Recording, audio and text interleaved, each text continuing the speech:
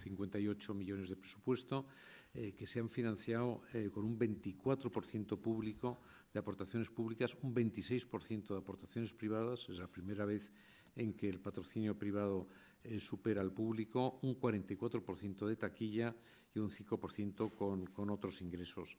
Algún dato importante también, hemos tenido 21.000 abonados, que también es una cifra récord dentro del Teatro Real, y en ópera, es decir, el índice de ocupación es del 96%. Yo creo que también es prácticamente decir que eso como índice medio de ocupación también me parece también de los más altos que he oído nunca en esta misma casa. Y entramos a lo que hoy nos reúne, que es la programación de la temporada 19-20. Son 12 títulos en ópera, de los que 7 son nuevas incorporaciones al repertorio del Teatro Real y 3 son estreno absoluto en España.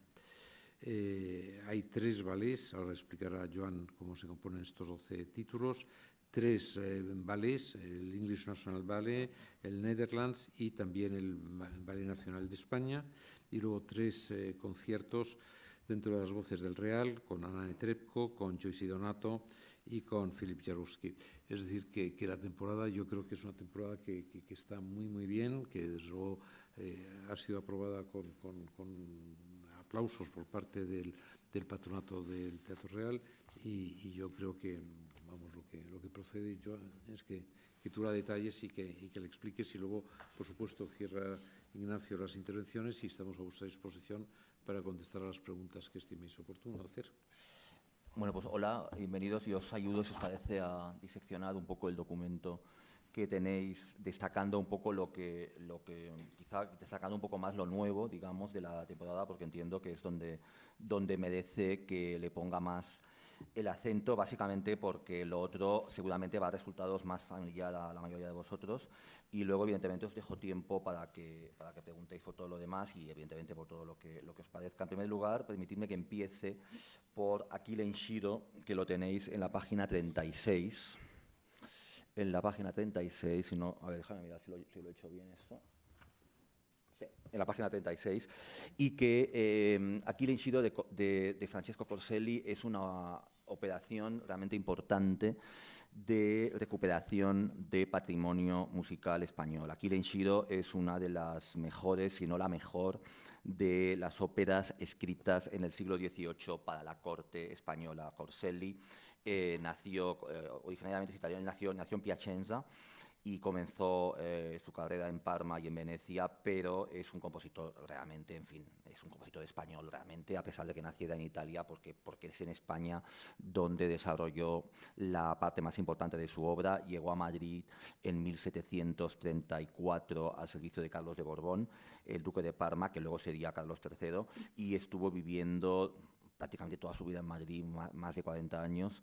Esta fue su ciudad, este fue su país, fue maestro de la Capilla Real más de 30 años junto a José de Nebra y al padre Antonio Soler. Fue un hombre clave en el desarrollo de la música religiosa y de la música teatral en la España de la época, y su ópera, Aquile Inshiro, fue una ópera encargada a Corselli para festejar el casamiento de la infanta María Teresa con el delfín de Francia. Se estrenó en 1744 en el Coliseo del Buen Retiro para una audiencia. La audiencia estaba compuesta básicamente por invitados de la corte, es decir, esta es una ópera que curiosamente nunca se ha representado para el público. Se puede decir en ese sentido que, al menos para el público, este va a ser su estreno absoluto, a pesar de ser una obra realmente patrimonial tan importante de este país. Es decir, es una obra completamente desconocida, pese a que es una partitura realmente extraordinaria y pese a que los musicólogos han sentenciado muchas veces que es una de las obras maestras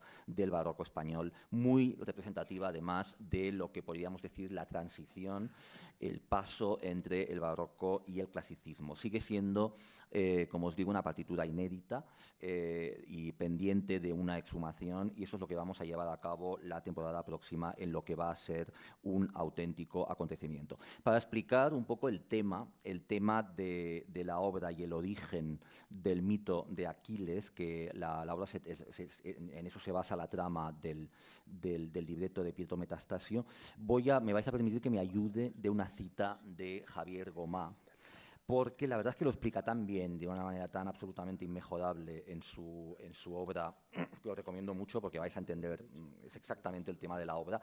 La obra de Javier Gomá se llama Aquiles en el gineceo, forma parte de lo que se conoce como su trilogía de la ejemplaridad.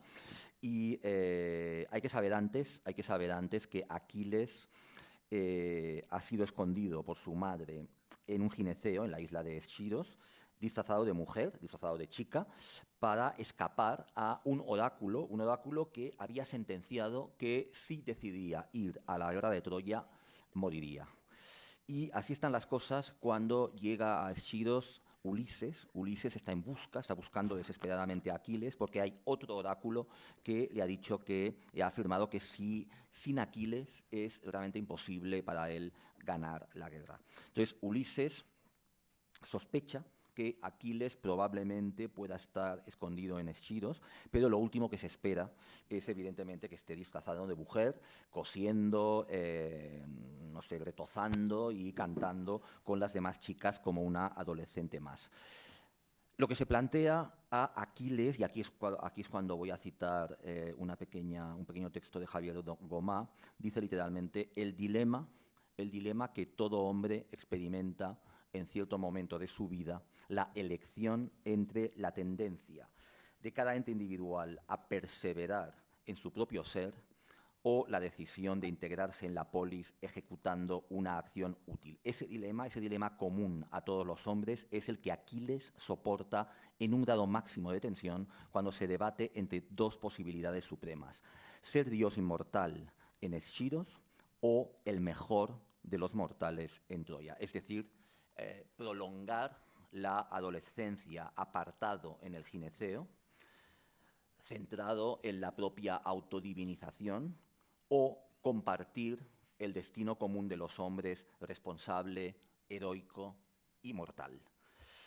El director musical del Teatro Real, Ivor Bolton, es quien, como sabéis, Ivor Bolton es uno de los mayores especialistas en la música de esta época, es uno de los más respetados realmente directores internacionales para este periodo, y cuando fue nombrado director musical del Teatro Real, expresó su deseo de examinar en profundidad las obras del barroco español para encontrar una joya extraordinaria que tuviera sentido exhumar. Ya habéis visto que Bolton ha dirigido Händel, acaba de dirigir una ópera de Cavalli, pero él explícitamente quería que una de las obras de este periodo que él dirigiera en Madrid durante la época en que va a estar de director musical fuera una importante ópera del barroco español, que fuera realmente un acontecimiento exhumar. Entonces, estos últimos años hemos estado con Ivor Bolton y con Álvaro Torrente audicionando, en este caso no cantantes, sino obras, y hemos estado un poco audicionando las obras más importantes de la época, y creemos que hemos encontrado esta joya que es Aquiles en Schiro. Por otro lado, no es sorprendente porque ya es una obra de la que se habló muy bien en su momento, ya se consideró realmente una obra maestra, a pesar de que se representó poquísimo y, como os digo, solo para la corte, y que nunca realmente el público ha tenido ocasión de conocerla, pero ya es una obra de la que se habló muy bien desde el primer momento, y realmente cuando uno audiciona la obra se da cuenta de que realmente vale mucho la pena devolver a la circulación, o quizá no devolver, sino probablemente, en fin, descubrir realmente esta partitura maravillosa. La dirigirá, como os digo, Ivor Bolton musicalmente. La puesta en escena va a ser de Marianne Clément, y en el reparto destacan muchos nombres, pero yo creo que el protagonista, como hay muchos nombres, yo voy a destacar cosas con luego cada uno ya sabrá lo que quiere destacar de él, pero yo creo que en este caso, evidentemente, hay que destacar la figura del contratenor Franco Fagioli, que es quien va a interpretar el papel de Aquiles, y que es, como sabéis, uno de las estrellas más espectaculares del mundo en esos momentos en su cuerda, acompañado por Tim Mead, que también es un contratenor extraordinario, que acaba de interpretar, por ejemplo, justamente la Calisto, Andrea Mastroni, Francesca Aspromonte, Sabina Puertolas, Juan Sancho, en fin, un largo etcétera. Pasemos, si os parece bien, a la página 44, donde tenemos La pasajera de Weinberg. Como sabéis, uno de los 44, sí, 44. Uno de los ejes cruciales de la programación artística del Teatro Real es abrir las puertas a las grandes óperas del siglo XX que todavía no han llegado a Madrid, y en algunos casos no han llegado ni siquiera a España, digamos. Es el caso exactamente de La pasajera de Weinberg, una obra realmente deslumbrante, compuesta en los años 60 del siglo XX, pero que ha permanecido inédita realmente hasta hace, que no se llegó ni a estrenar realmente, ha permanecido inédita hasta hace realmente muy poquito, hasta 2010 o 2011, una cosa así, hasta hace nada realmente. En su día, como os digo, ni siquiera se llegó a estrenar. Se sabía de su existencia porque se sabía de su existencia gracias a Shostakovich. Shostakovich la consideraba una de las obras maestras del siglo XX y escribió un prólogo realmente muy apasionado a la edición de la partitura. ¿Por qué quedó enterrada o olvidada la obra sin llegarse ni siquiera a estrenar? En primer lugar, seguramente por la biografía de Weinberg, que la verdad es que fue un increíble calvario. Primero, fue perseguido por los nazis, por judío, y huyó a la Unión Soviética. La verdad es que huyó a la Unión Soviética en circunstancias realmente increíbles, porque había pactado con su familia que se iban a escapar todos de Polonia. Él nació en Polonia, que se iba a escapar a la Unión Soviética toda la familia. Él se adelantó unos días para preparar el terreno para que el resto de la familia pudiera emigrar, y fue exactamente ese el momento en que hubo la invasión nazi de Polonia, y él se salvó y se quedó en la Unión Soviética, y toda su familia fue exterminada. Al cabo de nada de llegada a la Unión Soviética, empezó también una persecución contra él por parte de Stalin, también por judío, y fue víctima de la campaña que en la época era antiformalista, que además era un buen motivo para mantener esta ópera, La pasajera, encerrada bajo 9 llaves, porque desde luego si esto se hubiera llegado a estrenar, hubiera acabado como mínimo en Siberia, porque realmente es un ejemplo, pero vamos, exactamente de lo que en aquel momento era inimaginable que se pudiera considerar tolerable en la Unión Soviética. El caso es que, no por La pasajera, porque como digo, la escondió, se la enseñó solo a Shostakovich y dejó el tema, pero por otros medios fue arrestado otra vez, fue liberado solamente después de la muerte de Stalin, cuando ya tenía graves problemas de salud, y, en fin, como os digo, fue el gran compositor soviético de la época, Shostakovich, quien reivindicó la figura de Weinberg como uno de los colosos realmente de la composición del siglo XX. Escribió, como os digo, un emotivo prefacio para la edición de la partitura de La pasajera, que es un auténtico homenaje a la obra y un auténtico homenaje al compositor, a Weinberg. Os cito una pequeña del prólogo de Shostakovich. Dice: La pasajera, dice literalmente, es un himno a la humanidad, un himno a la solidaridad internacional de aquellos que, sometidos a la iniquidad más terrible del mundo, se levantaron contra el fascismo. Dice Shostakovich de Weinberg que dice literalmente, es un llamamiento a la memoria, es decir, a la conciencia de cada uno de nosotros, para que no vuelvan las amenazas del pasado. Debemos recordar ese pasado y salvaguardar la memoria sagrada de los que durante los años de guerra perdieron sus vidas por nuestra vida y nuestra libertad. La historia en la que se basa la ópera la escribió Zofia Posmichk, una superviviente de Auschwitz, que todavía está viva, tiene en esos momentos 90 años, y explica ella que se le ocurrió la historia 15 años después de terminada la Segunda Guerra Mundial, tras un incidente que ella vivió en París. Explica Zofia que, por cierto, Zofia dice que tiene 90 años y que no está en condiciones de viajar, pero que cuando hagamos La pasajera va a estar en videoconferencia a disposición de todos vosotros para explicaros en primera persona todo lo que haga falta sobre la obra, y evidentemente va a ser muy emocionante que esto pueda pasar. Como os digo, explica Zofia que estaba en París, en la Place de la Concorde, 15 años después de la Segunda Guerra Mundial. Estaba la plaza llena de turistas y había, parece ser, un grupo de turistas alemanes que parece que estaban hablando y se estaban riendo en voz alta. De repente, dice Zofia, dice literalmente, escuché una voz idéntica a la de mi guardiana de la prisión de Auschwitz. Tenía una voz muy estridente, que era esa misma voz que estaba escuchando en la Place de la Concorde. Pensé, Dios mío, es la carcelera. Miré por todas partes, la busqué, pero no era ella. ¿Cómo iba a ser ella? Pero el corazón se me paró por un momento y entonces pensé, ¿qué hubiera hecho si hubiese sido ella? Entonces, sobre esta anécdota, Sofía escribe un texto, un relato, en el que ese encuentro que ella vivió en la Plaza de la Concorde, no sucede en un sitio del que es fácil escaparse, como una plaza pública, sino en un sitio donde no hay manera de escabullirse. Un barco que está en plena travesía y cuyos pasajeros están condenados a encontrarse a cada momento.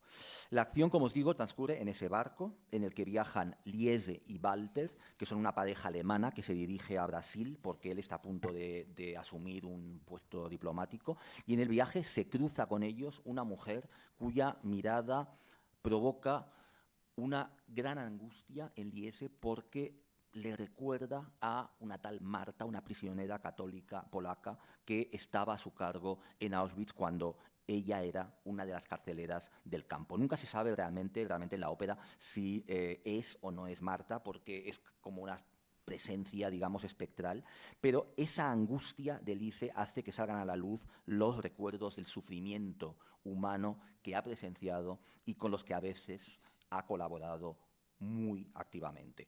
Uno de los motivos importantes por los que la ópera no se estrenó fue realmente la complejidad con la que se dibujan los personajes. Es impresionante que, estando escrita la obra por dos víctimas, la autora y el compositor, ambos esquivan absolutamente la tentación de describir a esta Liese como una especie de encarnación del mal.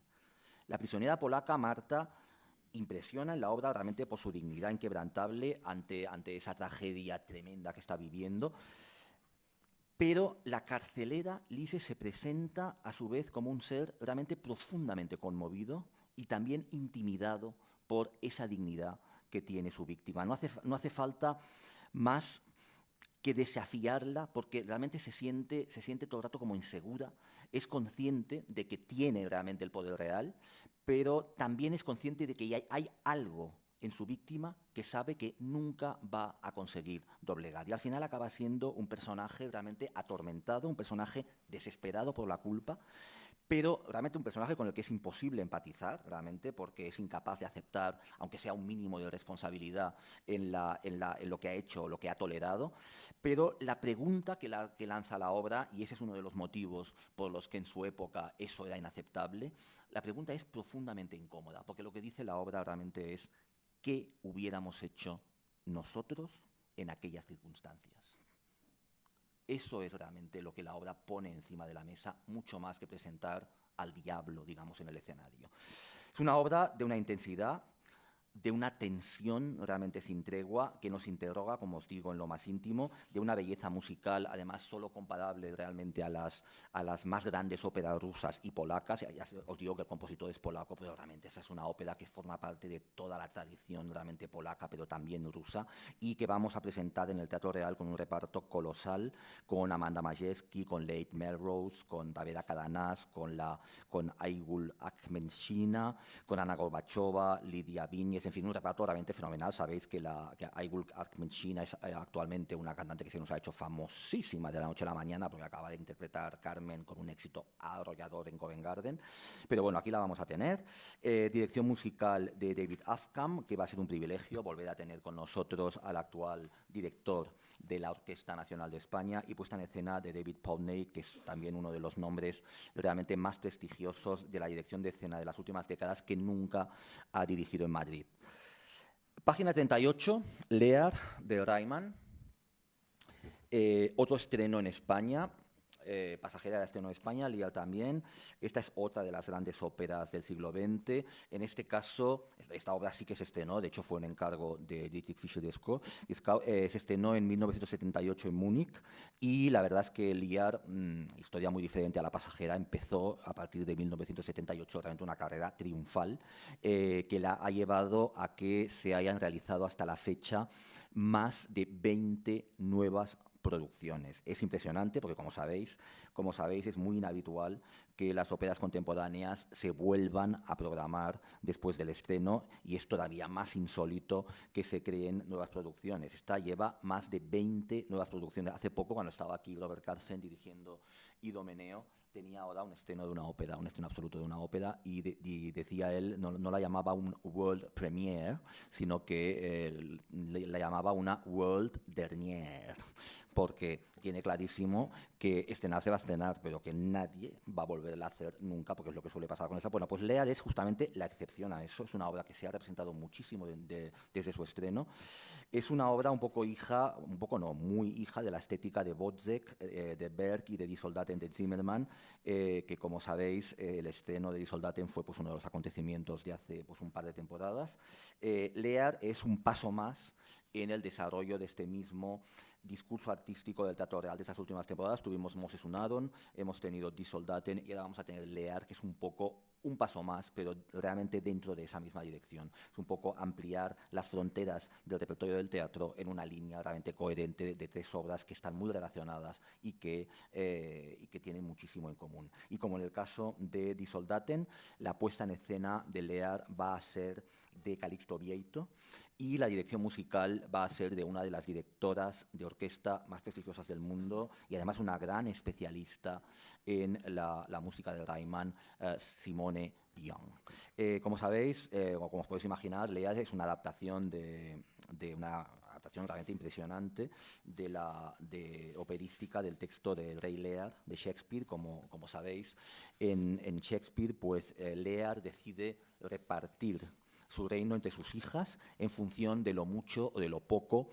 que estén dispuestas a adularlo. Y esta imprudencia, porque, en fin, como sabemos, la adulación nunca es medida de nada que valga la pena, esa imprudencia es la que descubrirá a Lear pues la verdadera cara del destino humano, pues un mundo sin corazón, un mundo de una ambición desmedida, un mundo presidido por el egoísmo y por la traición, y a pesar de que ese conocimiento del mundo le va a suponer a Lear pagar el precio, evidentemente, de una inmensa desilusión, también le va a suponer llegar a una enorme clarividencia a la que ha accedido gracias a ese error que ha cometido y que lo va a ayudar a encontrar finalmente la redención y la paz.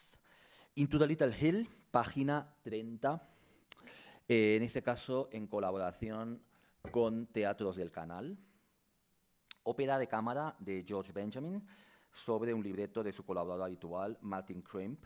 Y lo que proponen aquí es realmente una inteligente y pero que muy perversa reinterpretación del cuento El flautista de Hamelin. Se va a estrenar en Madrid con dirección musical de Tim Murray y con puesta en escena de Marcos Morau de la compañía La Vedonal, un coreógrafo realmente excepcional que es también un privilegio acoger dentro de la temporada del Teatro Real. Además, sabéis que hay una voluntad muy explícita del Teatro Real por dar a conocer la obra operística de George Benjamin. Hicimos hace poco Written on Skin, vamos a tener ahora Into the Little Hill y, como sabéis, en una próxima temporada, porque somos realmente commissioners, digamos, de la siguiente ópera, de la última ópera realmente que ha hecho George Benjamin, que es Lessons in Love and Violence. Página 34, Three Tales, de Stephen Reich, que en este caso es una colaboración con Naves Matadero.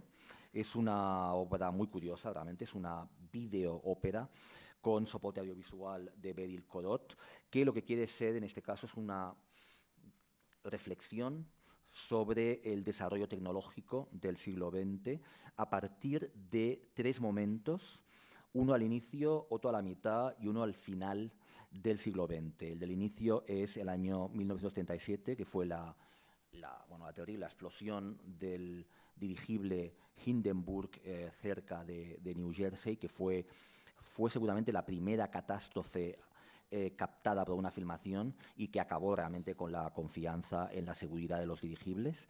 El segundo es hacia 1946-1958, las pruebas nucleares que se desarrollaron en el atolón Bikini en plena Guerra Fría. También estas pruebas acabaron en tragedia cuando se calculó mal la detonación de una bomba de hidrógeno termonuclear de combustible seco y el resultado fue una explosión 1000 veces más potente que las bombas que se habían lanzado sobre Hiroshima y sobre Nagasaki. Fue un espanto que dejó conmocionada a la comunidad científica. Y el tercer episodio, este no tiene nada de trágico, más bien tiene un punto de ironía, es en 1997 en Escocia, la oveja Dolly clonada. Será interpretada la obra por la orquesta titular del Teatro Real, el coro también titular del Teatro Real y con Nacho de Paz. Y novedad va a ser también un título que la verdad es que es alucinante, es una sorpresa increíble que sea novedad, pero lo es, que es Il Pirata de Vincenzo Bellini.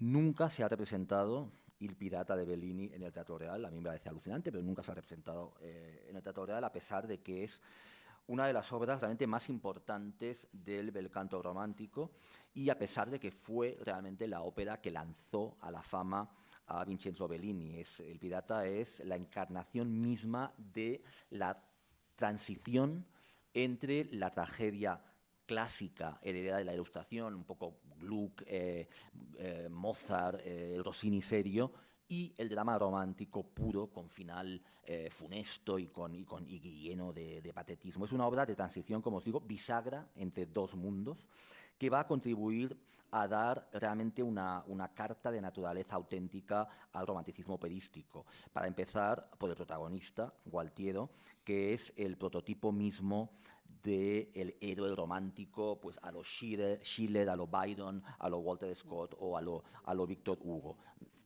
Vamos a hacer en julio Il Trovatore. Il Trovatore es un poco un hijo realmente de Il Pirata. Personaje marginal y en este caso encima exiliado. Gualtiero es un noble convertido en pirata que se ha levantado contra el orden establecido del que de hecho forma parte. Es valiente, es orgulloso, desafía a su propio destino. Es un noble pero poseído por un espíritu radical, rebelde y antiaristocrático.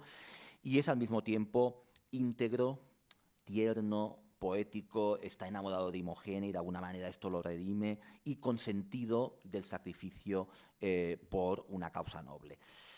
Il Pirata, como os digo, y el personaje de Gualtiero se van a convertir en el modelo de tantas obras que vendrán después, y en ese sentido es una obra importante, muy desconocida en la actualidad, pero fundamental en la evolución de la ópera y que en el siglo XIX realmente es una obra que tuvo un momento realmente de gloria. Encima, desde el punto de vista musical, Il Pirata es la obra realmente con la que nace el mito del tenor. Bellini escribió el papel de Gualtiero para la voz de uno de los divos famosos de la época, Giovanni Battista Rubini, a quien realmente le exigía un nuevo tipo de canto que era una mezcla, realmente una mezcla endiablada de los dos tipos de tenor canónico, digamos, de las óperas del Rossini de la época. Por un lado estaban la tipología, digamos, del tenor llamado contraltino, que era agudo, virtuoso, con un timbre elegíaco, que es un poco el modelo más típico, pues el Giacomo de la Donna del Lago, ¿no?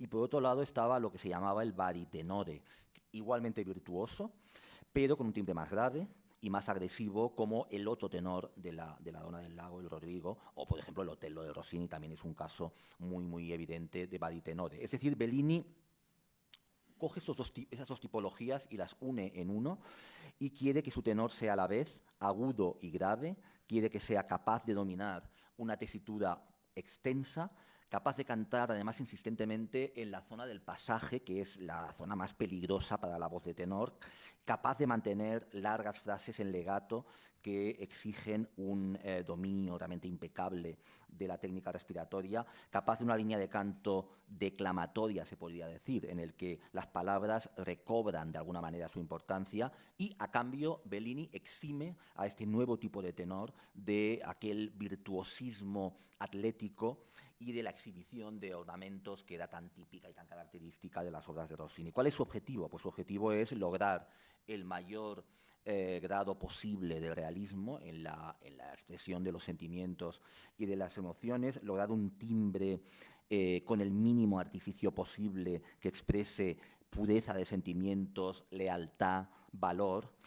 Y eso que Bellini tenía clarísimo que quería conseguir a toda costa, la verdad es que se fijó con que Giovanni Battista Rubini era el cantante adecuado para conseguir eso, y la verdad, Rubini era originariamente, el de lo que os he dicho antes, un tenore contraltino. De hecho, uno de sus grandes éxitos era precisamente el Giacomo de la Donna del Lago. Pero Bellini creía que Rubini era capaz de convertirse en el tipo de tenor que él quería para sus óperas. Y se pelearon bueno, os leo una breve cita de un incidente durante los ensayos de Il Pirata, porque me parece muy divertido, en el que Bellini le dice a su tenor Rubini lo siguiente, le dice Bellini a su tenor, le dice: tengo en mente un nuevo estilo y una música que pueden expresar por completo las palabras y formar una unión de canto y drama. ¿Te crees que me voy a rendir si te niegas a trabajar conmigo?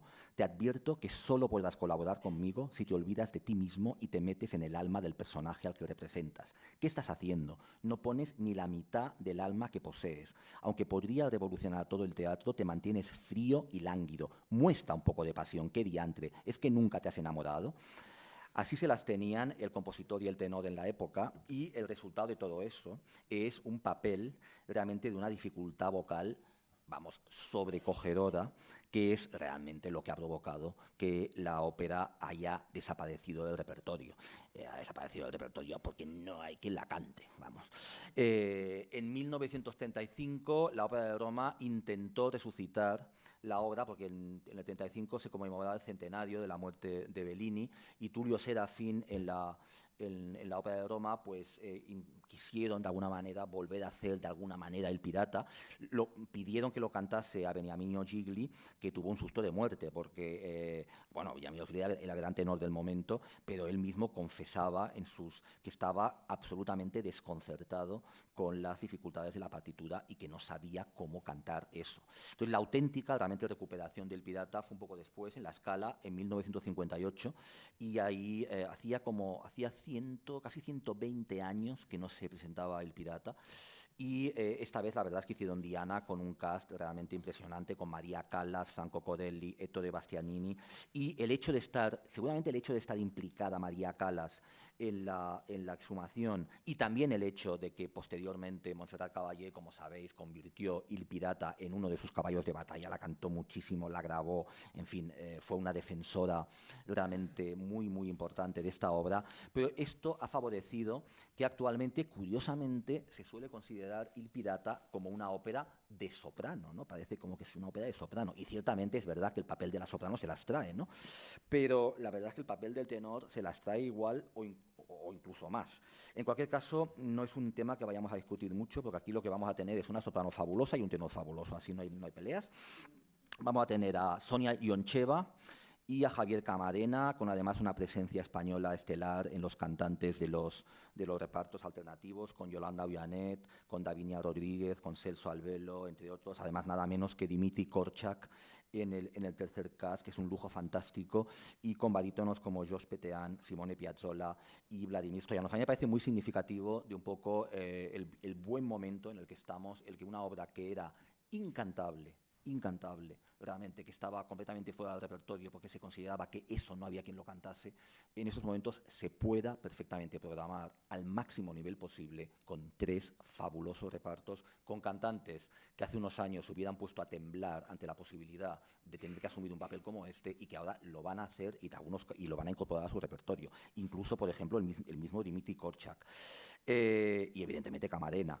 Y evidentemente Albelo. Puesta en escena de Emilio Sagi, una coproducción del Teatro Real con la Scala de Milán, y dirección musical de Maurizio Benini, que es, bueno, no se os escapa, uno de los grandes especialistas en este repertorio. Iris de Mascagni, página 42, creo que es esto. 42, sí.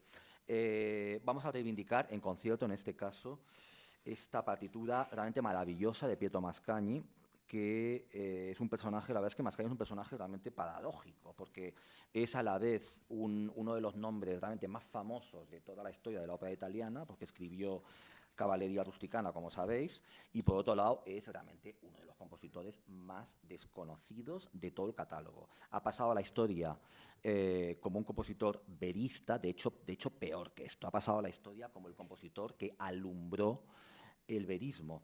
Y eso él lo hubiera odiado con todas sus fuerzas, porque él, vamos, es que no se veía ni por asomo como un compositor verista, él se veía como un artista sensible, como un artista visionario, se veía realmente como un poeta.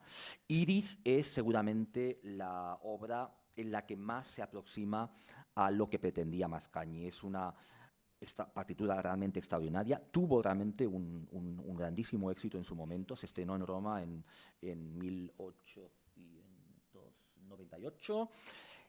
2 meses más tarde ya llegaba a la Scala de Milán, además con Enrico Caruso, nada menos, como en el papel del tenor, llegó al Metropolitan y la obra desapareció, realmente, seguramente desapareció por el exitazo que tuvo Madame Butterfly de Puccini, con la que tiene muchísimo en común, pero es evidente que Iris musicalmente está a un nivel realmente excelso, pero realmente, dramáticamente, es una obra mucho menos interesante teatralmente realmente que Madame Butterfly. Para que me entendáis, Butterfly es una obra en la que en el primer acto el personaje es un personaje absolutamente Chio-Cho-san, pasivo, y que en el tercer acto va evolucionando y en el tercer acto es realmente el personaje que lleva las riendas de la acción y el personaje que mueve realmente a todos los demás personajes. Iris es como una Chio-Cho-san que no evoluciona a lo largo de la obra. Es como Butterfly en el primer acto durante los 3 actos, con una música maravillosa, eso sí, pero evidentemente la obra dramáticamente tiene mucho menos mordiente, tiene mucho menos potencial que la obra, que Butterfly. Tiene mucho sentido, como os digo, recuperarla a nivel en concierto, sobre todo cuando quien se va a encargar de la recuperación es su intérprete ideal, que es Hermonella Yahoo. Bueno, además de estas novedades, habrá desde luego títulos que van a sonar más a nuestros abonados y a nuestro público, siempre en propuestas musicales y teatrales extraordinarias. Y vamos ya a la página 22 con Don Carlo. Don Carlo, que va a ser dirigido por Nicola Luisotti, compuesta en escena de David McVicar, con un cast realmente extraordinario, con Francesco Meli, con María Agresta, con Ekaterina Semenchuk, con Lucas Alsi, con cantantes españoles como Ainhoa Arteta, como Silvia Tro Santa Fe, y en fin, y un largo etcétera. Sabéis que hay diversas versiones de Don Carlos. Don Carlos se estrenó en París en 1867, en 5 actos y con los grandes ballets que eran preceptivos para poder estrenar una ópera en París. Luego, el propio Verdi hizo una versión muy cortada, reducida a 4 actos en italiano y sin los ballets, que es la versión que se estrenó en italiano en la Scala. Y posteriormente, el mismo Verdi volvió a revisar la obra, volvió a los 5 actos en italiano, cortando eso sí los ballets, que es lo que se conoce normalmente como... las versiones de Don Carlos son un lío, o sea que no, tampoco hagáis mucho caso, pero normalmente se conoce esta versión como versión de Módena. Y se estrenó en 1886. Creo, yo aquí no me atrevería igual entre vosotros hay alguien que tiene más información que yo. Yo creo que esto no se ha representado nunca en Madrid y por lo tanto va a ser un acontecimiento, lo que se conoce convencionalmente como versión de Módena. Es importante que se mantiene ese primer acto, el primer acto de Fontainebleau, que en la versión de Milán, que es la que habitualmente se hace, se suele omitir, salvo el área de tenor, que quizá, como sabéis, pues normalmente cogen el área de tenor y la meten en el siguiente acto, pero es importante este acto de Fontainebleau y así lo consideraba Verdi porque realmente es el acto que centra el tema de la obra. La obra va de la colisión entre sentimientos privados y responsabilidades políticas de los personajes, y me refiero pues a sus lealtades, a sus aspiraciones, a sus creencias, y esos sentimientos privados que luego se van a tener que reprimir a lo largo de la obra, se revelan realmente con toda su fuerza en ese acto de Fontainebleau en el que el infante Don Carlos se promete a Isabel de Valois, pero que luego la razón de Estado va a imponer que ella se tenga que casar con su padre, con Felipe II, para restablecer la paz en Europa. Esto, evidentemente, según el texto literario de Schiller, que evidentemente no tiene ni la más remota pretensión de ajustarse a la historia real.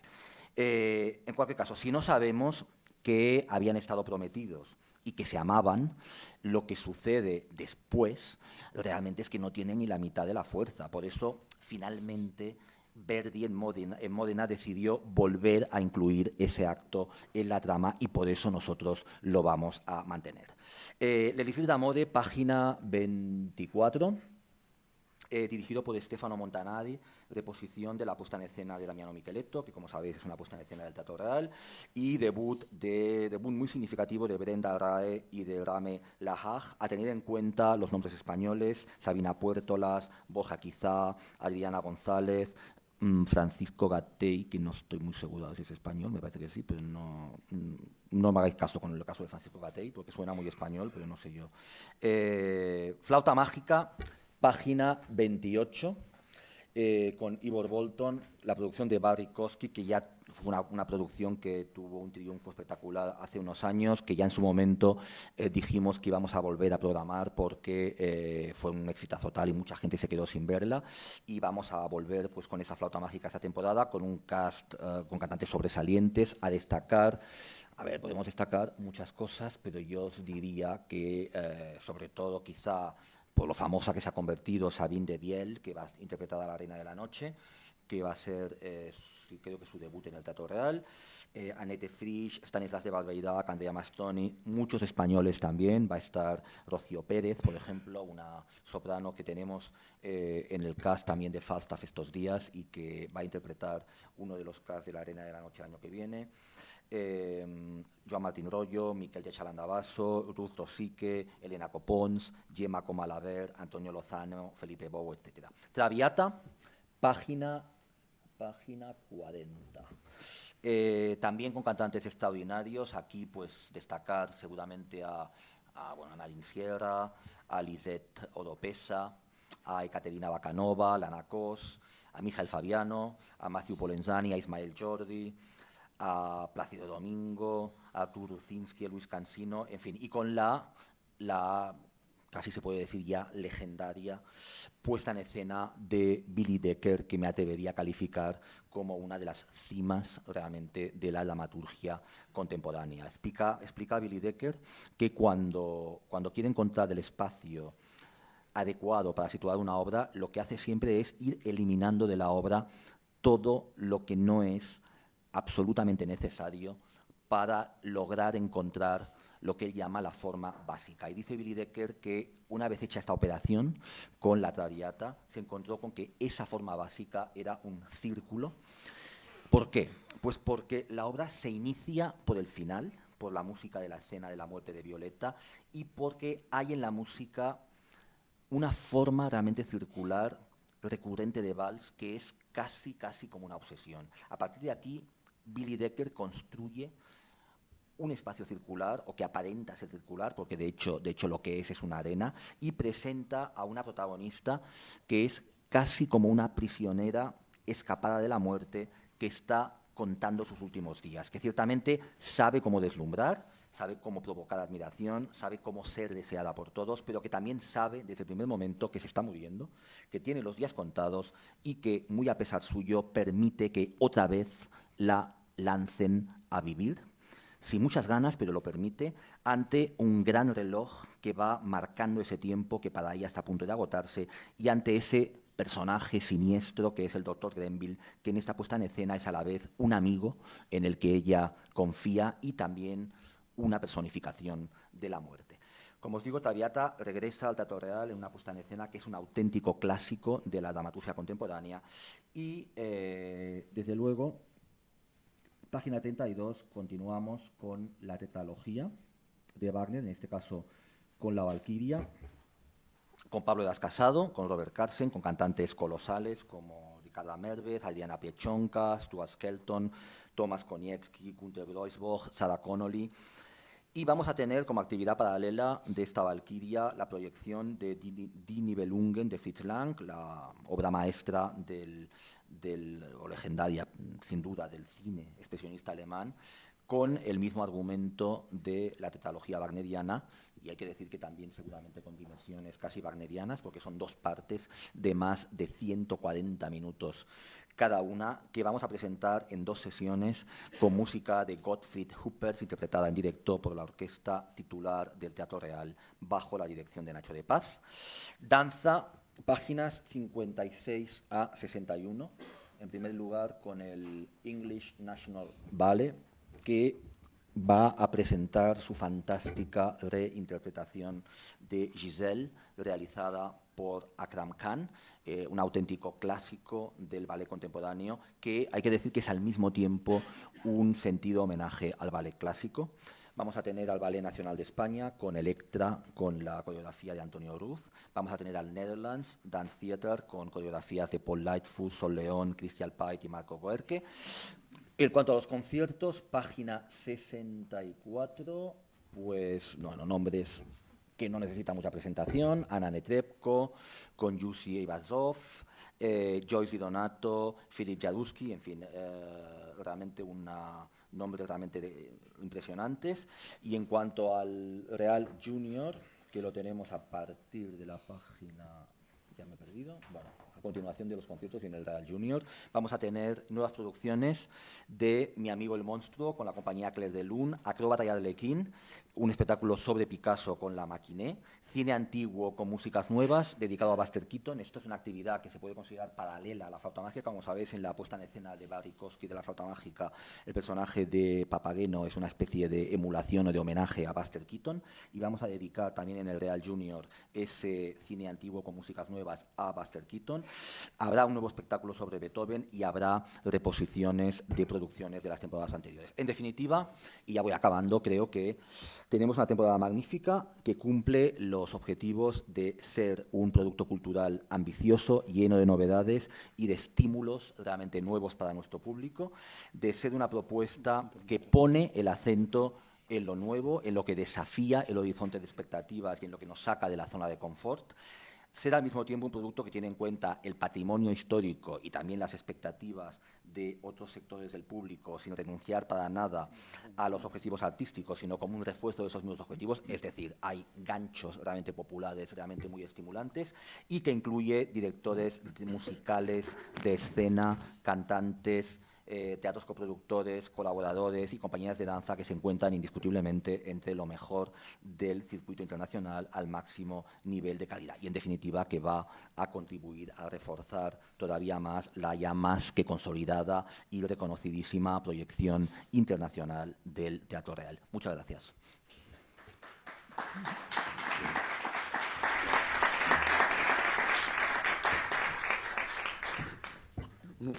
Una breve intervención perdón, de Ignacio y luego pasamos al turno de preguntas. Bueno, en primer lugar, gracias, Joan, por esta magnífica presentación. Yo, antes de empezar, quería agradecer a todos los que van a hacer posible que tengamos esta magnífica temporada 19-20. En primer lugar, al equipo de Joan, de toda la dirección artística, pero sin duda a todos los trabajadores del Teatro Real. Sabéis que insisto mucho en eso, que el Teatro Real es lo que es gracias a sus trabajadores, con lo cual, por un lado, agradecerles de antemano el esfuerzo que van a hacer y que han hecho, pero que sobre todo que van a hacer con esta nueva temporada. Agradecer también a las administraciones públicas. Ayer lo aprobamos en el patronato esta temporada. Si no la llegan a aprobar ayer, hoy no la habíamos podido presentar, con lo cual agradecérselo también. Agradecer a los patrocinadores, que le hemos presentado a los patrocinadores hoy a las 8:30 de la mañana la temporada, bueno, porque, como sabéis, ellos son parte de la estructura organizativa de esta casa, y es muy especialmente a los 4 grandes patrocinadores, a Telefónica, Endesa, al BBVA y Santander, pero que todos ellos hacen posible que podamos disfrutar de esta temporada. Y también agradecer a la Fundación de Amigos del Teatro Real, que durante esta temporada va a tener un papel muy especial. Sabéis que es una fundación que se creó hace 2 años, que aglutina a todos los individuos, personas que quieren apoyarnos en este viaje, y que sin duda también van a contribuir durante esta temporada. Voy a ser breve, pero sí destacar un poquito los otros ejes diferentes que van a guiarnos durante esta temporada 19 y 20. Por un lado, el eje, que me habéis oído que lo he repetido en alguna ocasión, audiovisual y tecnológico. Estamos convencidos que más teatro con más tecnología está más cerca de las personas.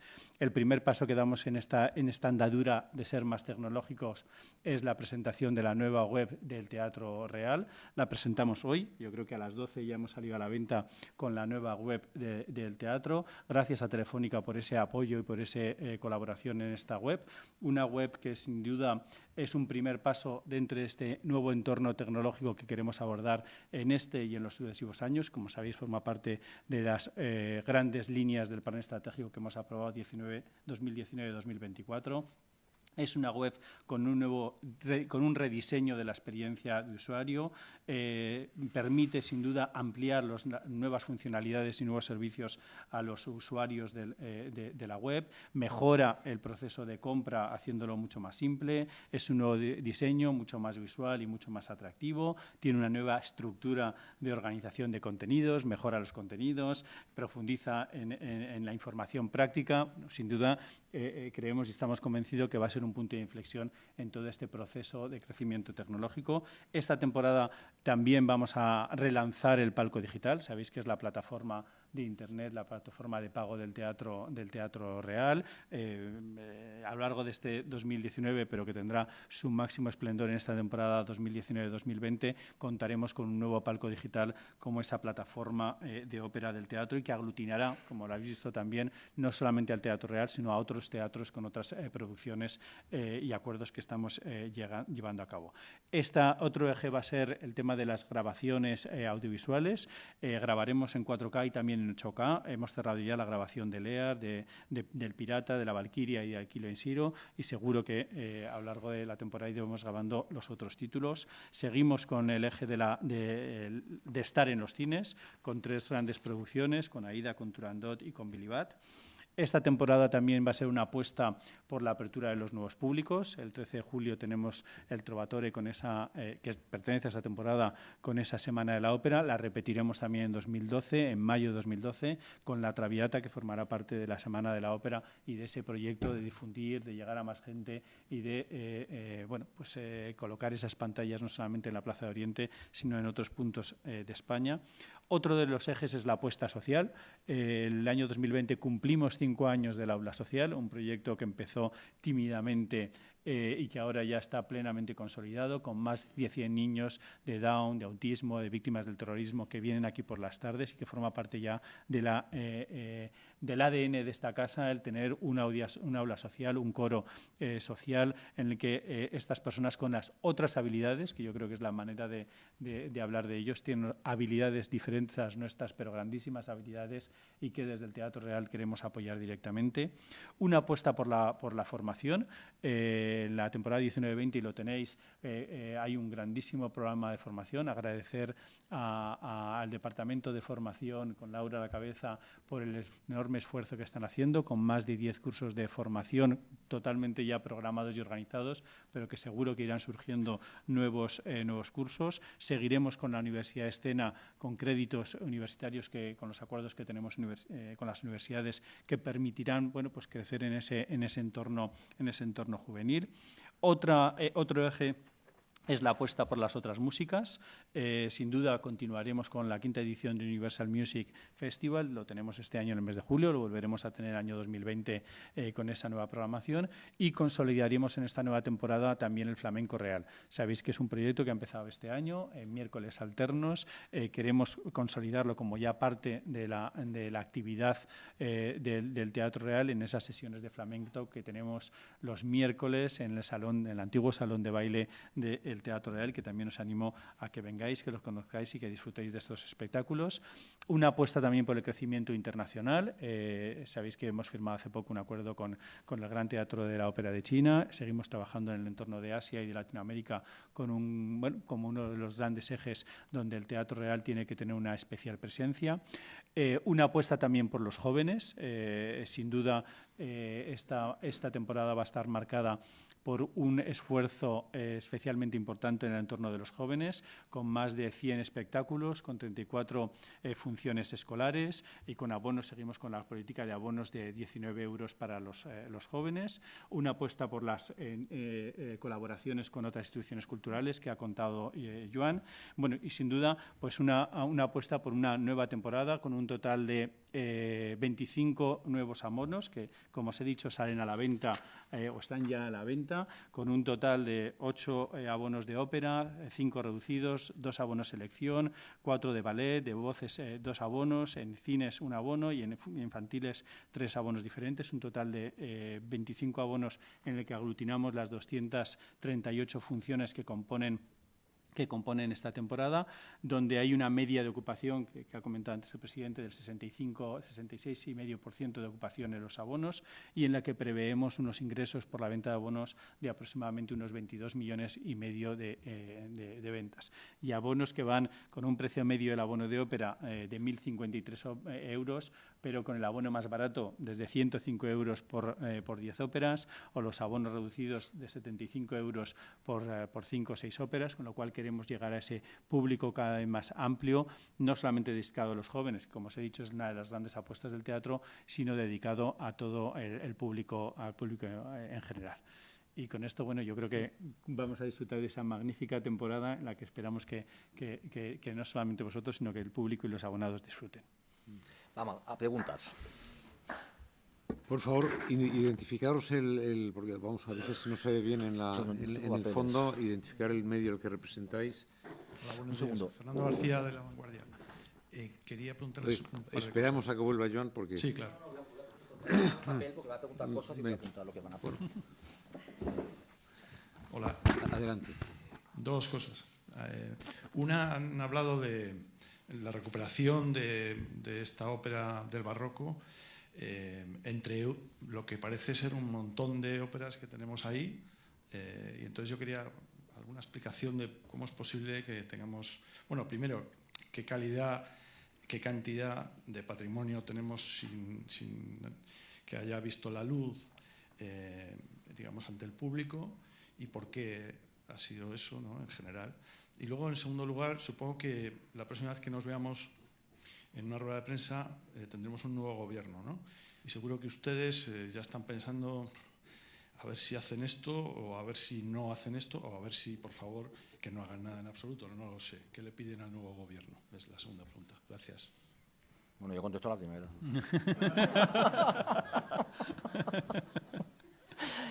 Pues el patrimonio, pues que te voy a contar. En este país hay muchísimo patrimonio que está pendiente de ser redescubierto, de ser vuelto a... Es decir, es un fenómeno que no tiene que ver solo con con el mundo, con la ópera, vamos, me parece a mí que es un género muy general.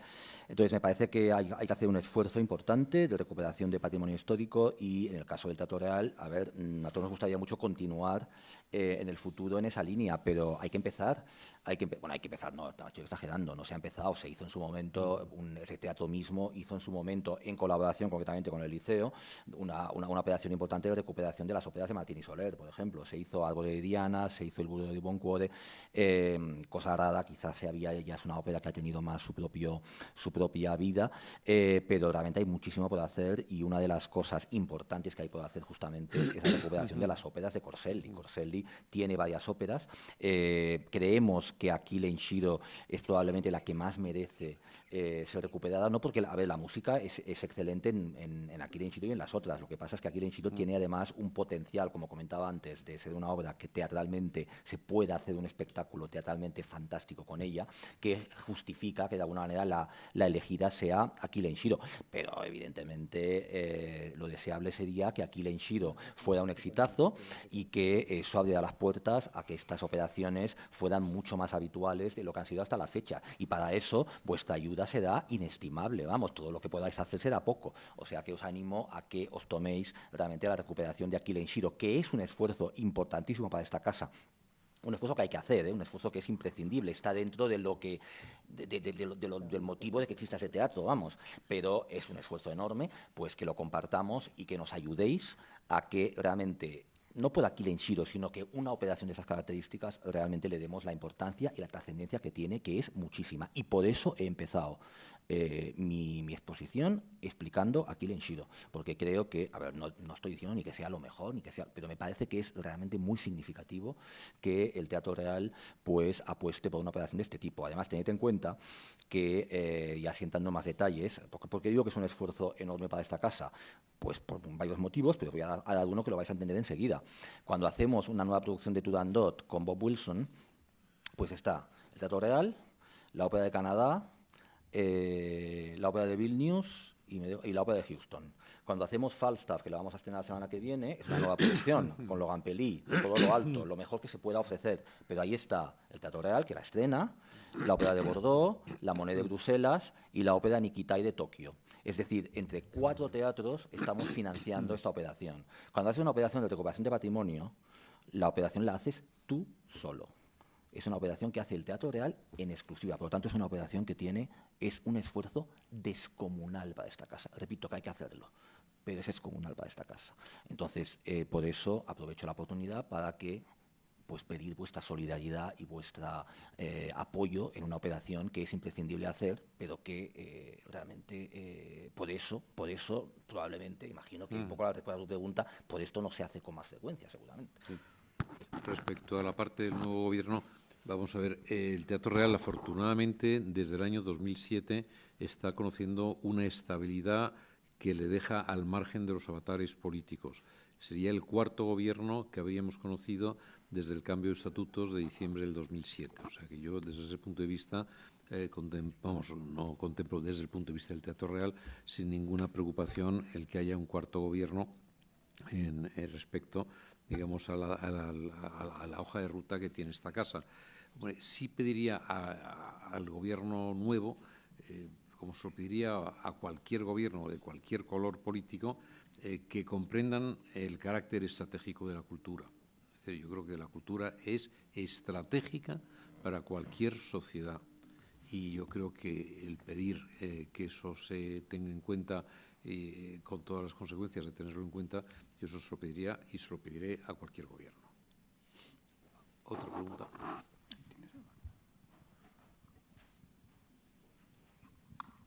Marta García, de la SER. La pregunta es para Joan. El pasado mes de diciembre, cuando presentasteis las cuentas de 2018, ya avanzasteis que en este 2019 la partida destinada a producción artística bajaba en 2 millones de euros. Me gustaría saber cómo has ajustado el diseño de la programación y en qué se traduce esa pérdida de 2 millones respecto al año anterior. ¿Qué has tenido que recortar y qué has tenido que ajustar? ¿Y qué consecuencias ha tenido eso en la programación de este año? Yo creo que hay un problema, hay una cosa conceptual aquí. El tema clave no es el coste de la temporada, nunca. El tema clave es el margen que te deja la temporada. El tema no es si te gastas 10 o 20. El tema es que si te gastas 10, tienes que ingresar 14. Y si te gastas 20, tienes que ingresar 24. Entonces, el equilibrio y la alquimia para construir una temporada, el acento, el tema clave es construir una temporada que te dé el margen que necesita el teatro para ser viable. El tema de que una temporada cueste 2 millones de euros más o menos, sí da igual este tema. Es decir, si tú te gastas 2 millones menos e ingresas 5 menos, estás en el más absoluto desastre. El tema es el margen que te deja. Yo sé que esto no es fácil de entender porque no es solo si vale 23 o vale 21 o vale 19, sino exactamente qué ingresos te proporciona esta propuesta que estás haciendo para que la institución como tal sea viable. Entonces, ¿qué ha habido que recortar? A ver, a mí me parece que esta temporada funciona admirablemente tal como está. Así que nos ponemos a soñar todos, pero me parece que esto no me pasa solo a mí, vamos, solo faltaría que un director artístico no tuviera muchos proyectos en la mente que quisiera hacer, pero la temporada me parece que funciona de una forma modélica, excepcional, tal, y que además da presupuestariamente el margen que necesita este teatro para que el año 19 y el año 20 sean viables. Sí.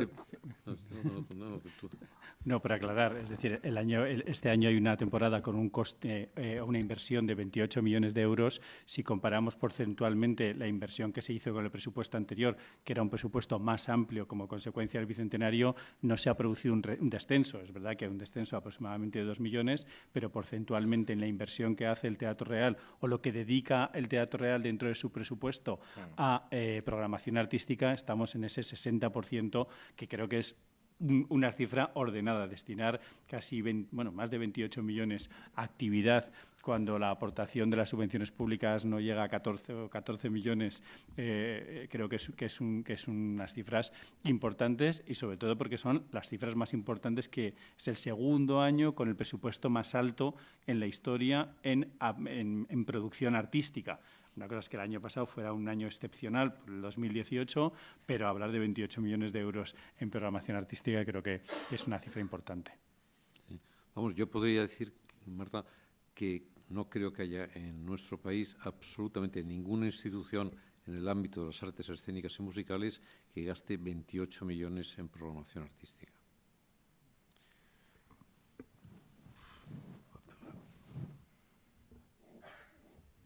Pedro La Peña, de Codalario. Tenía dos cosas para Joan. Bueno, la primera, felicitarle porque ser capaz de ver El Pirata, de ver Into Little Hill, que me hubiera gustado más ver Written Skin escenificada, pero bueno, nos conformamos con ver Into Little Hill, que la obra merece la pena. Ver Lear también. Iris, cuando tendremos un Mascagni escenificado o un Respighi escenificado. Eso simplemente ideas para el futuro. Pero me quería centrar con La Pasajera. La Pasajera, la producción es la que ya el Teatro Real había coproducido desde el principio, desde 2009-2010. A ver, en primer lugar, en una temporada siempre hay algo que falta. Eso sí, bueno, es inevitable. Y hay una manera de leer las temporadas, que es no viendo lo que hay, sino lo que no hay. Que se puede hacer, ¿no? Pero claro, siempre va a pasar eso, ¿no? Sobre todo en un teatro, digamos, que es ese semi-stagione, en el que, bueno, pues, de todas formas, todo esto puede estar en otro momento. Puede haber un título que este año no esté, pero que pueda estar otro año, o un artista que este año no esté y pueda estar otro año, pero lo que es importante es que el conjunto de la oferta que se está proponiendo es realmente del máximo nivel. Pasajera, la Teatro Real entró realmente en la producción que reivindicó la obra en su momento en Bregenz, que es esa producción de David Poulney, pero que es una producción que el Teatro Real nunca ha presentado. Entonces sí que es esa producción, pero es una producción que aquí es nueva, porque realmente aquí el Teatro Real, no sé muy bien por qué, porque yo en aquel momento ni siquiera no estaba aquí realmente en aquel momento, pero realmente el Teatro Real se metió en esta operación y por lo que fue, no sí que sé por qué, pero no lo voy a contar, pero el caso es que el teatro nunca lo había programado, entonces realmente esa era una asignatura pendiente, entre otras, no solamente porque la obra sea excepcional, etcétera, sino porque es que además ese teatro ha estado metido realmente en la operación de exhumación de la obra. Bueno, no, de exhumación no de estreno realmente de la obra y de reivindicación de la obra, por lo tanto realmente tiene muchísimo sentido que esta obra acabe realmente programada en el Teatro Real. Sería absurdo que esto no fuera así. No, la felicidad era porque había algunos que habíamos perdido ya la esperanza, porque de 2010 a 2020, que va a ser pues 10 años, en que sabíamos que el Teatro Real había entrado con esta obra y esta obra no se había hecho aquí en España, cuando es una obra que, bueno, para que no la vea, se la recomiendo. Ya he visto dos producciones distintas y son realmente espectaculares, ¿no? Pero la esperanza no hay que perderla. Que la esperanza no hay que perderla, que no pero las cosas van muy lentas. Que a veces encajar una obra como esta en una programación no es fácil, porque es una obra que es es una obra que está condicionando realmente muchas cosas de la temporada. Entonces es difícil de encajar, pero la voluntad de hacerla, por mi parte, ha estado absolutamente, y en el momento que hemos podido, la hemos encajado. Perfecto. Y la otra pregunta respecto a una obra que se ha caído este año, que es La Peste de Gerard. Nos comentaron que se iba a hacer esta temporada, pero no la veo. La Peste, a ver, es muy difícil que pasemos una ópera de una temporada a la siguiente, porque las temporadas están cerradas con mucho tiempo, mucho más que un año antes. La Peste es un proyecto que ha caído, y sí que hay voluntad de volverlo a hacer. Un poco va a pasar esto también, vamos a tenerlo que encajar, porque el proyecto, tal como se había pensado hacer desde el punto de vista dramatúrgico, era de imposible encaje la temporada en que estaba programado. Por otro lado, era un buen proyecto y no queríamos abortar, digamos, no queríamos no queríamos desvirtuar el proyecto, y hay que buscar en el futuro en qué momento nos puede encajar. Pero yo soy un defensor acérrimo de La Peste. Creo que es una obra realmente colosal, creo que es una partitura realmente de las más importantes de un compositor español del siglo XX. Es una obra que realmente no se hace nunca porque simplemente no se sabe muy bien cómo hacerla, porque no acaba de ser una ópera, no acaba de ser un oratorio, no es una obra, es muy difícil entender la obra si no hay unas imágenes que se estén ayudando a leer lo que Gerard hace sobre el texto de Camus.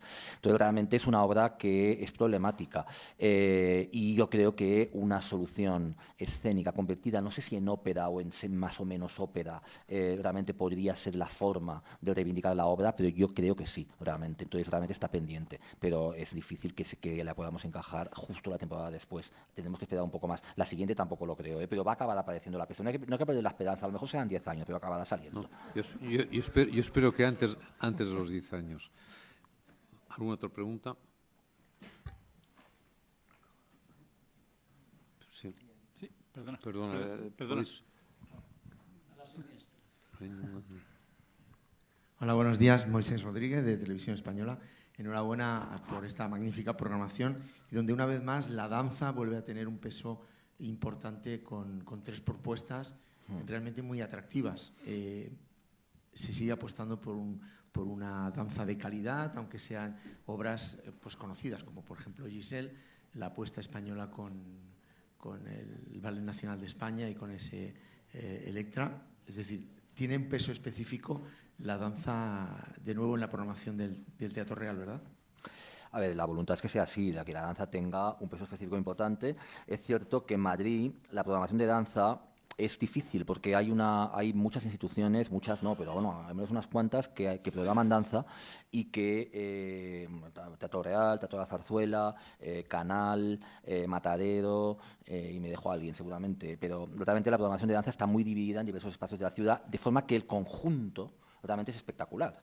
El conjunto realmente es impresionante, pero no hay una institución que sea la que hace danza de alguna forma. Entonces realmente es importante que la programación del Teatro Real que esté presente la danza y que tenga un poco su propio espacio dentro de lo que es el conjunto de la oferta de danza de Madrid. Y esto, os repito, como no hay una demasiada coordinación al respecto, a pesar de todo, es importante que eso sea. Yo creo que los espectáculos de danza de la temporada que viene, pues es obvio que el Teatro Real es el espacio adecuado. Evidentemente, también queremos que esté presente siempre una de las compañías nacionales, o Ballet Nacional de España o Compañía Nacional de Danza.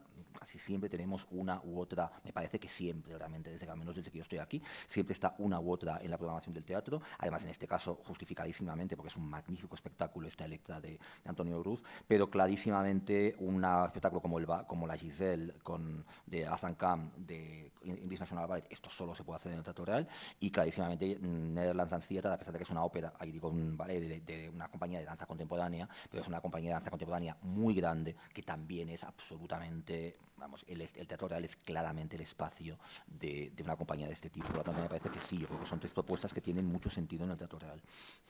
¿Alguna pregunta? Sí, perdón. Buenos días. Me llamo Piero Poggialini, soy periodista y escritor.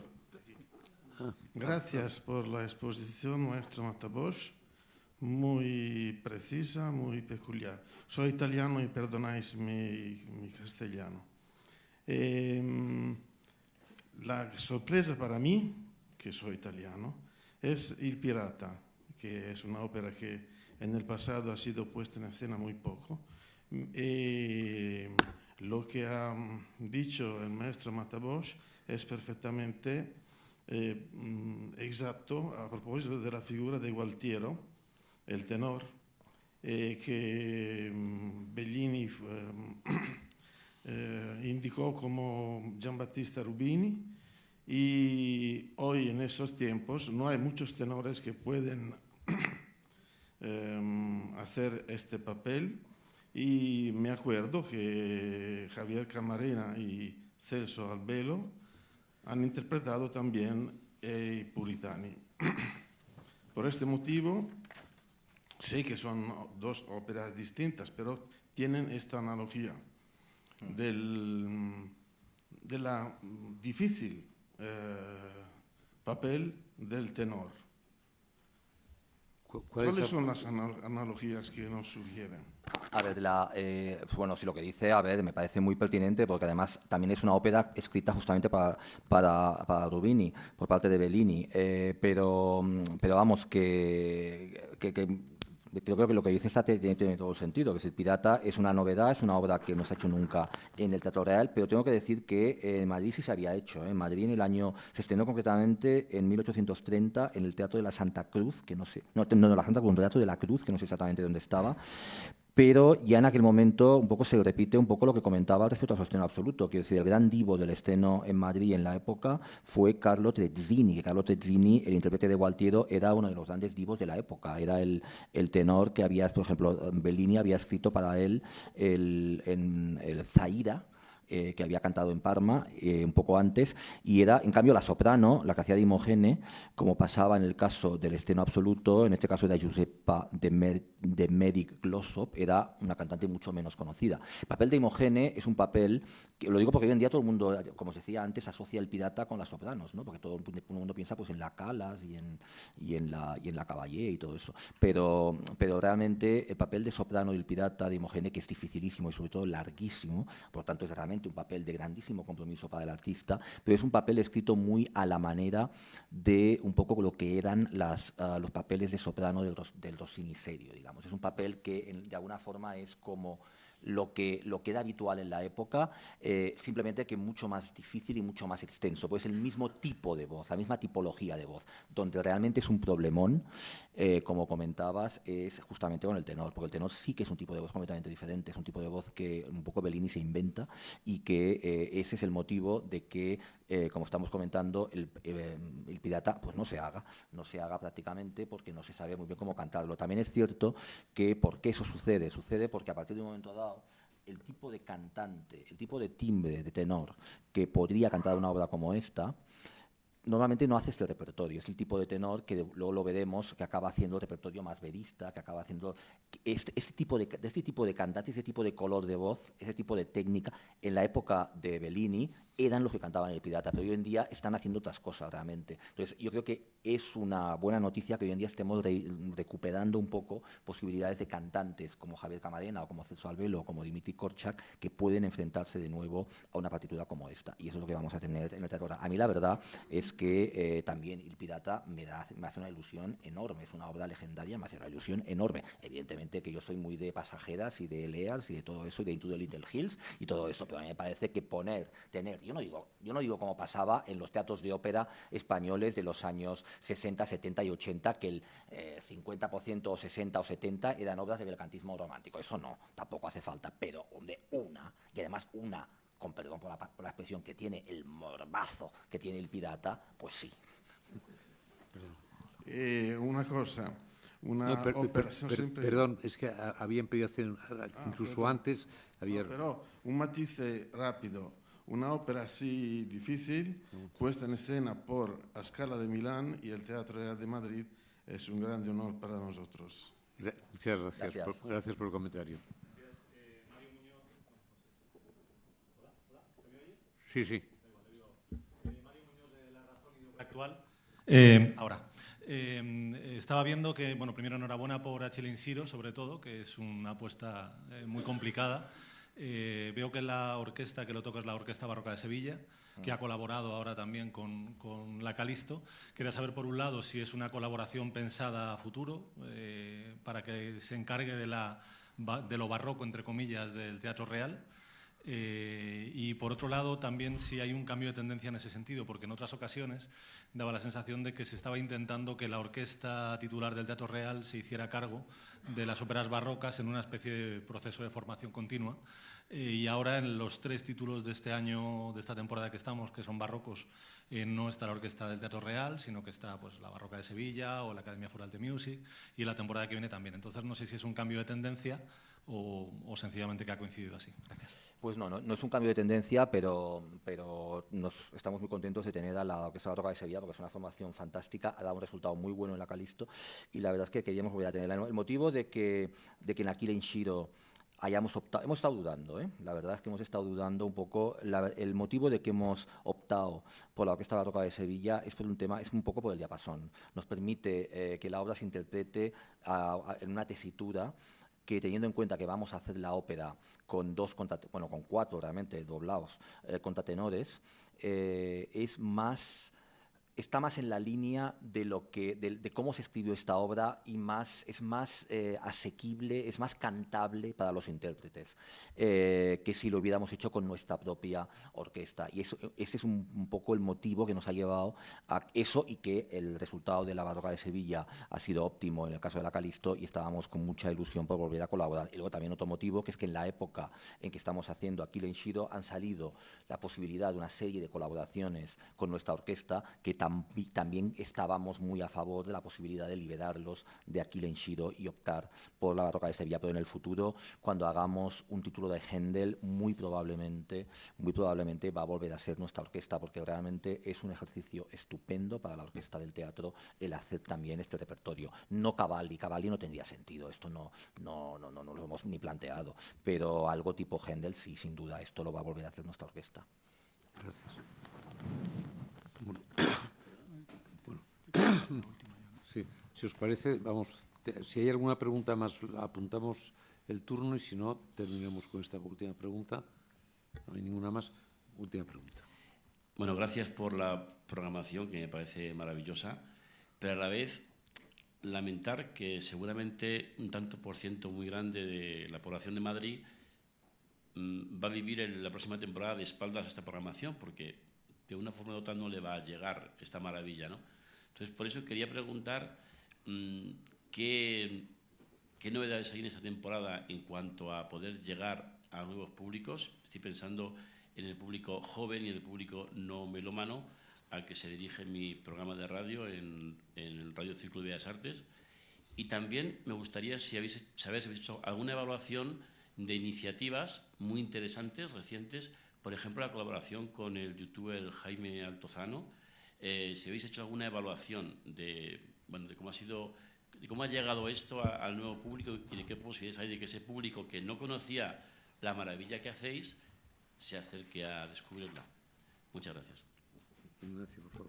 Bueno, yo creo que, como he comentado antes, una de las apuestas de esta temporada es volcarnos sobre la parte de los jóvenes principalmente, no tanto infantil, pero sí de los jóvenes. Estamos actualmente en casi 70.000, 80.000 jóvenes que vienen anualmente al Teatro Real.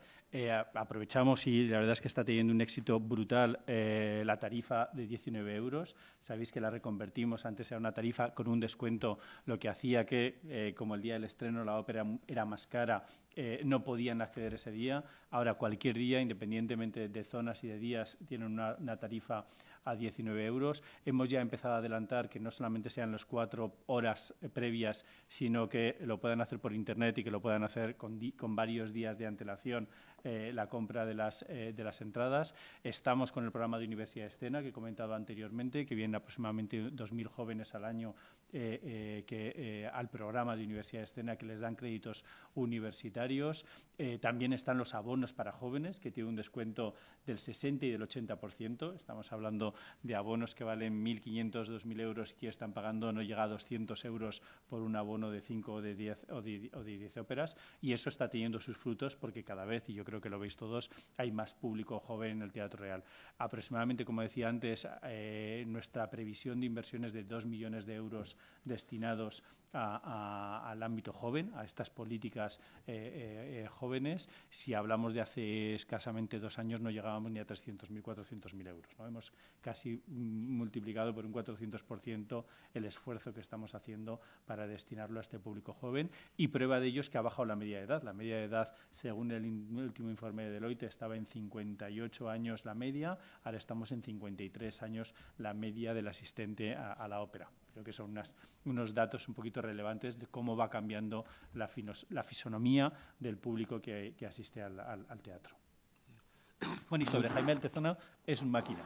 La verdad es que estamos encantados. Ha colaborado con nosotros en las dos últimas ediciones y previsiblemente, bueno, estamos acordando y llegando a conversaciones con él. La verdad es que estamos encantados, y seguro, si no es él, pues será otro youtuber, porque sabemos que es la forma mejor, más fácil, más ágil de llegar a ese público, ¿no? Lo hicimos con Facebook.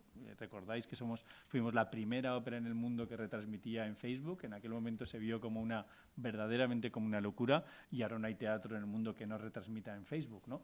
El contar con youtubers sabemos que es una manera de llegar a ese público. Bueno, muchísimas gracias a todos, y bueno, y hasta muy pronto, espero.